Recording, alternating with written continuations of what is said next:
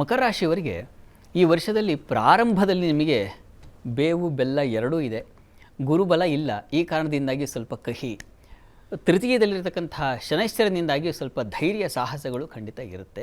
ಏನನ್ನು ಎದುರಿಸ್ತೀನಿ ಅಂತಕ್ಕಂಥ ಶಕ್ತಿ ಇರುತ್ತೆ ಮಕರ ರಾಶಿಯವರಿಗೆ ಪ್ರಾರಂಭದಲ್ಲಿ.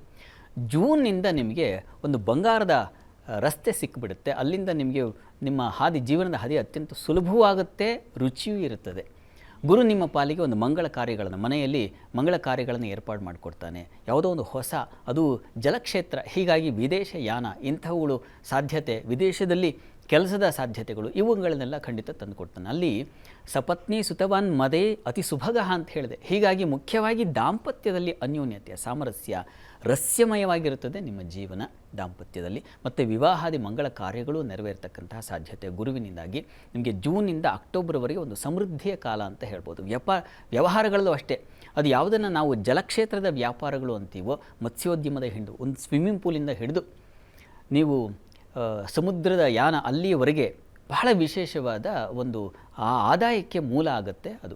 ಹೀಗಾಗಿ ತುಂಬ ಚೆನ್ನಾಗಿದೆ. ಆ ನಂತರದಲ್ಲಿ ಅಕ್ಟೋಬರಿಂದ ಸ್ವಲ್ಪ ಮಟ್ಟಿಗೆ ನಿಮಗೆ ಅಲ್ಲಿ ದೀನೋ ಜೀವತಿ ಸೇವೆಯ ಕಲುಷಭಾಕ್ ಅಂತ ಹೇಳಿದೆ, ದೀನತೆ ಬಂದುಬಿಡುತ್ತೆ. ಇನ್ಯಾರನ್ನೋ ಹಿಡಿಬೇಕಾಗತ್ತೆ, ಒಂದು ಸಣ್ಣ ಪುಟ್ಟ ಕೆಲಸಕ್ಕೂ ಮತ್ತೊಬ್ಬರು ಮನೆ ಮುಂದೆ ಕಾಯಬೇಕಾದ ಪರಿಸ್ಥಿತಿ, ನೀವೇ ಒಂದು ರೀತಿಯಲ್ಲಿ ಶರಣಾಗತರಾದಂಥ ಆಗಬೇಕಾದ ಪರಿಸ್ಥಿತಿ, ಇವುಗಳೆಲ್ಲ ಬರೋ ಸಾಧ್ಯತೆ ಇರುತ್ತೆ ಅಕ್ಟೋಬರ್ ನಂತರದಲ್ಲಿ. ನವಂಬರ್, ಡಿಸೆಂಬರ್, ಜನವರಿ ಅಲ್ಲಿವರೆಗೆ.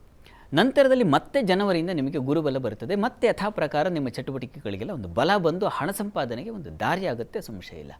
ಈ ಮಧ್ಯೆ ಡಿಸೆಂಬರ್ನಲ್ಲಿ ರಾಹುಕೇತುಗಳ ಸಂಚಾರ ನಿಮಗೆ ಸ್ವಲ್ಪ ದಾಂಪತ್ಯದಲ್ಲಿ ಸ್ವಲ್ಪ ಮನಸ್ತಾಪಗಳು, ಗುರುವು ಇರೋದಿಲ್ಲ ಆಗ.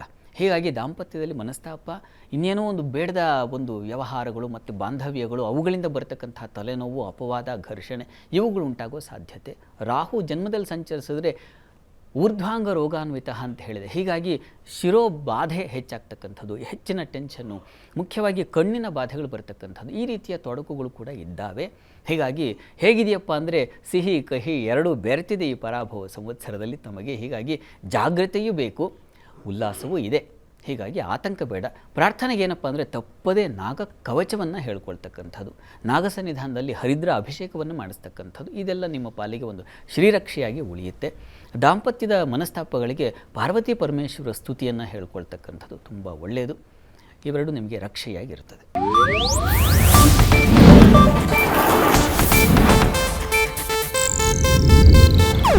ಇದು ಏಷ್ಯಾನೆಟ್ ನ್ಯೂಸ್ ನೆಟ್ವರ್ಕ್ ಪ್ರಸ್ತುತಿ.